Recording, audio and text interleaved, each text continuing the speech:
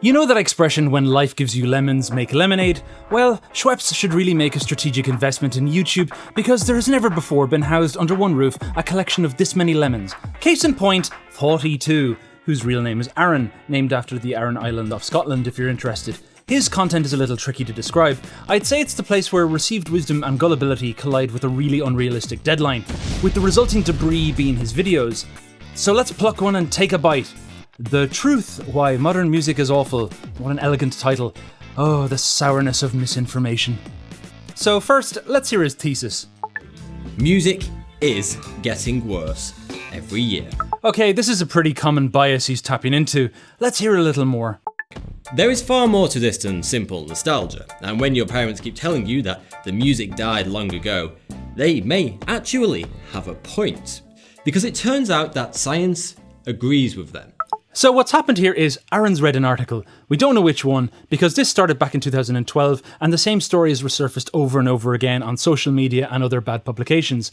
They all say basically the same thing. Scientists have proven that music is getting worse, and all of them point to a study titled Measuring the Evolution of Contemporary Western Popular Music, a joint effort by 5 authors representing the following fields: AI, complex systems modelling, physics, and music technology.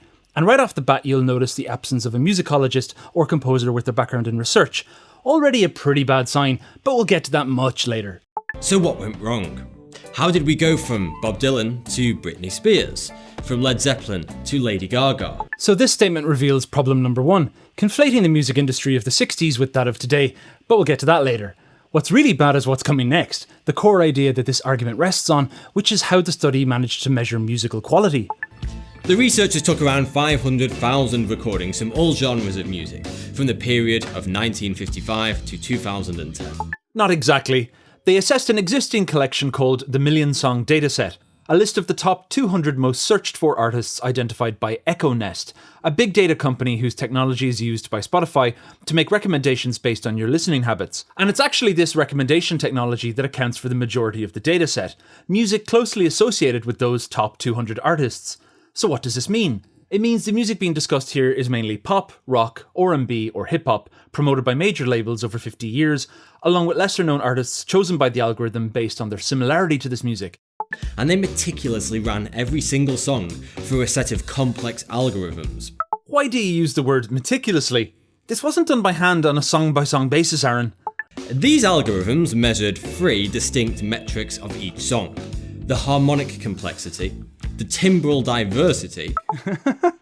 Timbral, the quality of being made of timber. Really showing your musical expertise there, Aaron. And loudness. Oh, and just in case you didn't know, recording technology and compression has got better since the 60s, so music is a bit louder now. There's also quite a few styles that seem to like loudness a lot, like this thing called punk. I bet you didn't know that. So tell us, Aaron, what did the scientist men find? And while you're at it, you might want to re-record those parts where you say timbre. The most shocking result that the researchers found was that over the past few decades, timbre in songs has dropped drastically. Timbre? Yeah, that's perfect. Nice save. You've really demonstrated your calibre. Timbre is the texture, colour, and the quality of the sounds within the music. Although that phrase, the quality of the sound, is misleading, Aaron goes on to demonstrate at least some kind of understanding of what timbre is, although he seems to think that the more of it you have, the better the music's going to be. So let me just give a bit more on timbre. When you pluck a string, it vibrates and produces a bunch of pitches. The loudest of these is called the fundamental pitch, which is the note we mainly hear. On top of this are much quieter pitches called overtones, which resonate at different frequencies and which give the fundamental pitch its character. For example, if you play a C-sharp note on a violin, it'll sound different to a guitar. This is due to factors like the size of the instrument, the way they're played, the type of material they're made from, etc., which affects how their overtones resonate. And it's this difference which helps us to distinguish one instrument from another that we call timbre. Now, with the digital tools available to us today, we can produce sounds that contain very little timbral diversity. For example, the basic sine wave on a synthesizer has no overtones at all, which makes it the devil. And there's a whole world of samples that intentionally throw away this richness in pursuit of a digital sound, which a total degenerate artist with no love of timbre might do in pursuit of something new sounding.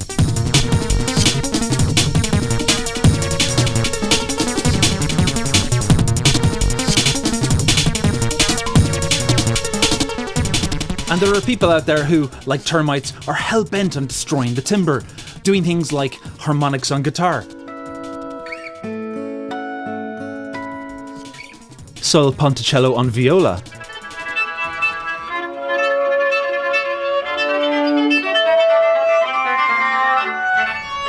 prepared piano,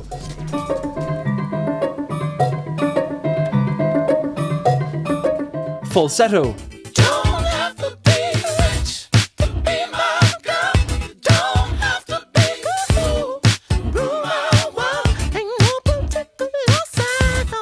they're killing the timbre!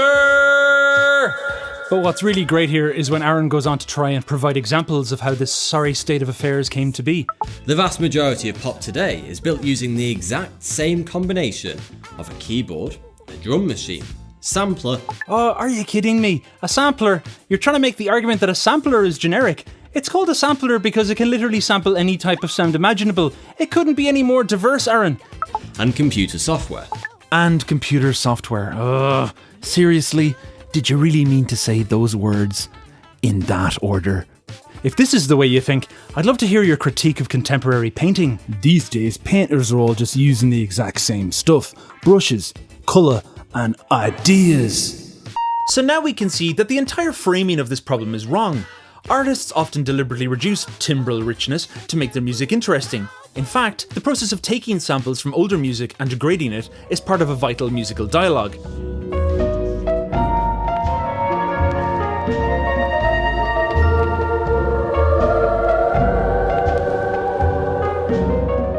These type of textural choices don't just exist in isolation for no reason. They're a reaction to music from the past, a complicated ongoing conversation. Yet the authors of this study are implying that by simply measuring a parameter, like timbre, they're able to trace a decline in musical history, quantifying how music is getting worse without paying any attention to context. It's like judging Ernest Hemingway unfavourably because he uses fewer semicolons than his predecessors.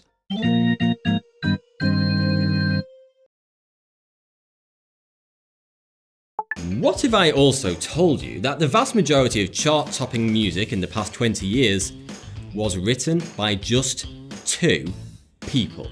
The vast majority? Well, I guess I'd say that's utter nonsense, Aaron. There have been approximately 1,100 top 10 singles in the last 20 years, and the 2 people you're about to mention, Max Martin and Dr. Luke, were involved in less than a tenth of them. Impressive, yes. Representative of the majority? Well, I guess I'll say no because I'm worried you might think the answer is yes. They account for the lyrics and melodies behind the vast majority of pop music today. No, Aaron, please stop saying that. These 2 men are the hidden pop factories behind virtually every single band that is played on the radio today. No, they're not, Aaron. They're not. And probably every musical act you grew up with. No, stop making it worse. The future of all music that will ever happen was... Stop! Also, just to take a time out, I need to make an adjustment here. I really can't look at that face anymore with that ridiculous eyebrow affectation he's putting on. How am I supposed to concentrate? Let's just put something more interesting there, like, I don't know, yeah, that'll do. So from here on out, Aaron continues down the rabbit hole, trying to write the obituary of all music. Of course, his timeline is all over the place. First, he points out that people used to appreciate their music more when they had less access to it. It used to be the case that if you wanted to hear a song, you had to go out and buy that one single or album. Over time, you would learn to appreciate all the subtle nuances throughout the album. And then, the iPod happened. The first portable MP3 player came out in 1998, Aaron, 3 years before the first iPod. Steve didn't invent the MP3 player, Aaron. A basic Google search would have cleared that up. Granting access to thousands of songs on one device, which eventually led to streaming. Wrong again, Aaron. Napster was doing it before the iPod or the iTunes Store was released. Basic Google check, Aaron. Today, we flick through songs on Spotify without much thought to each song's subtleties and unique talents. Do we? Where's your proof for that, Aaron? And hold on, isn't the whole point of your video that music today doesn't have these qualities? You know, because it's lacking the timbre? What the kids of today really just don't understand is you gotta have the timbre. This has caused musicians and record companies to favour punchy bass lines that demand our attention. Oh man, nonsense compounds on nonsense. I don't know where to begin here, Aaron. I lived through rave culture in the early 90s. this band called Scooter, I don't know if you've heard of them, but trust me, you could hear their awful punchy bass lines coming through the walls, Aaron. The early 90s were a bit like this, Aaron. Punchy bass isn't new, Aaron. Okay, so I think it's becoming clear that a point-by-point rebuttal won't be necessary, especially considering that Aaron left out quite a lot of stuff that was in the study. Let's take a little break from him and skip straight to the source. So the introduction to the study states pretty large-scale ambitions. Can we spot differences between new and old music? And is there an evolution of musical discourse? And as mentioned before, they noticed the following tendencies over the last 50 years. Loudness increased, while harmonic complexity and timbral richness decreased. And based on these findings, the report submitted the following summary. Our perception of new music is essentially rooted on identifying simpler pitch sequences, fashionable timbral mixtures, and louder volumes. So there are a lot of flaws in this. Some obvious, some not. Let's start with some of the obvious ones. First, there are far more important components of music than loudness, harmony, and timbre, namely structure and context. These were not considered as part of the study because the million-song dataset wasn't set up to measure any of them, and rather than find a way, that's the part where a musicologist could have come in useful, the authors just stuck to the limited data available to them, so it's incomplete. It could only at best be described as an unfinished curiosity, in no way thorough enough to be culturally significant. Then there's another problem, the source material, which is commercial pop music spanning the last 50 years. For the purpose of an experiment, this is a flawed control, since the pop music industry has completely transformed over this period. All one has to do is look around at the fragmented musical landscape that exists on the internet today and observe how different it is to mainstream pop. To give one example, you have styles gaining in popularity that deliberately use copyrighted material to evoke novel feelings of nostalgia, like vaporwave, or as an act of defiance, like the music of the Bran Flakes. Stuff that, by design, can never be accepted into the mainstream. And that's another thing. Isn't the term mainstream a little outdated? It seems to me that there are a million tiny interconnected streams, a chaotic world of small-scale artists and visionaries, and then there's one big dumb lake, where experimentation and forward-looking art doesn't happen, where being a tired cliché is considered a virtue. So, given everything I've just said, is this study seriously trying to tell us that by analysing the big dumb lake, a lake that looks nothing like it did 50 years ago, we can make sense of what's going on everywhere else? Give me a break. And now that I've danced around all the things the study doesn't do, let's tackle what it does do, and why we need to be very careful about using its findings to make judgments about goodness or badness. The most eye-catching finding in this study is, of course, the claim that harmony is gradually reducing in complexity. There are many problems with this, but let's start with a straightforward compositional exercise. First, listen to this.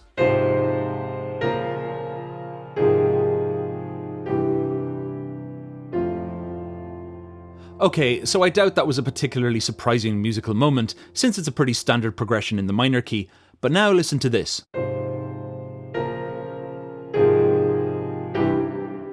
So, as I'm sure you noticed, the only difference from the first example was the absence of a final chord. But hold on, how do we know that the final chord was missing? Well, on the one hand, it's because the first example led you to expect it, but it's such a common progression that you would have expected it anyway, since it's part of a basic harmonic grammar we all understand. We can say that there's a hidden chord, which the music is obviously pointing to, which we all understand was deliberately withheld. And this aspect, our contextual expectation, is extremely important. We've been listening to music all our lives, and though many of us can't describe it in theoretical terms, we have a keen sense of what's being implied. This is why I said earlier that context is more important than harmony. If we were to judge both these examples by simply counting the chords we see, then the first example would beat the second. This study would consider the first to have greater harmonic complexity. But we know this isn't true because in the second example, the home chord is obviously there, we just don't hear it. And now we can see where this study really falls over. Because, as I'm sure you've already guessed, the second example is actually a much more complicated piece of music than the first. Why? Because we, the listeners, are being required to engage more. Is the missing home chord this? This? Or this? And also, we're being forced to ask ourselves a contextual question. Why?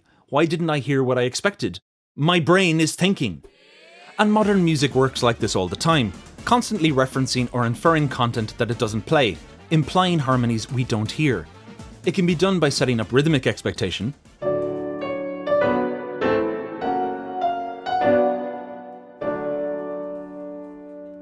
or by pointing in an obvious melodic direction. And with that in mind, there's actually an Eminem song I've always been interested in that has this really strange repeated harmony in the verse, which is compounded by his flat, non-tonal rapping. falling, pilot to co-pilot, looking for life on this planet, sir. No sign of it. All I can see is a bunch of smoke flying, and I'm so high that I might die if I go by it. Then when the chorus comes along, I always found it strange how much harmony is left to the imagination. Every time I go to try to leave, some keeps pulling on my sleeve. I don't want it, but I gotta stay. These drugs really got a hold of me. I've always found this odd. In my brain, the weird harmony in the verse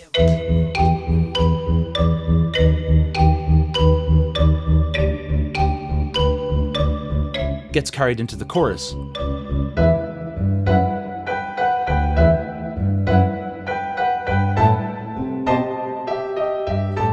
Another small point, harmonic diversity doesn't account for plagiarism. If you had 20 songs that all use the same 60s progression, say 1, 6, 4, 5, that's not 20 songs that are harmonically rich, it's 20 songs all doing the same thing. The text in this study didn't make it clear whether they accounted for this at all. My suspicion is that they didn't, or couldn't. And one last point, the whole idea of considering complexity to be important is a rejection not only of modern minimalism, but also of classical music. What do I mean? Well, if you do a little digging around in the history of art, you'll quickly notice a trend that veers back and forth, a never-ending pendulum swing between complexity and simplicity. For example, the elaborate Rococo movement of the 18th century, which was overthrown by the austerity of neoclassicism, Beaux-Arts architecture, which was replaced by Bauhaus and later on Brutalism, the dense writing of William Faulkner, followed by the no-nonsense directness of Ernest Hemingway, and of course, let's not forget Baroque music, with its intricate polyphonic writing and its complicated harmonic sequences, which was followed by the simplicity of the classical era, clear melodic lines and simpler harmonic progressions. Yes, that's right, if this study was conducted between the 18th and 19th century, it would have come to the same conclusion it has today. Harmonic complexity is declining, and consequently, Music is getting worse every year. And the culprits? Haydn, Mozart, and Beethoven. Those degenerates. So that about does it for this study and for its misinformed advocate, Thoughty2, a bad argument made worse by the corroding acidity of lemon-flavoured bile, which, with a bit of effort, we've managed to repurpose into a nice informative lemonade. Ah, that'll be one like, please. And if you need me later on, just ring that bell over there, love. Anyway, how can people feel comfortable putting such a little effort into 2.4 million subscribers? 2.4 million subscribers? Why am I bothering with this video essay nonsense if I can be getting... right, hold on. Hey, Tantacrul here. In 1825, a master composer called Schubert created the greatest song ever written. It was called Ave Maria, a wondrous feast of timbral complexity. But little did this composer realize that some people didn't like his song. They were called the Atonalists, a group of anti-musical nihilistic villains led by the crazed Austrian Arnold Schoenberg.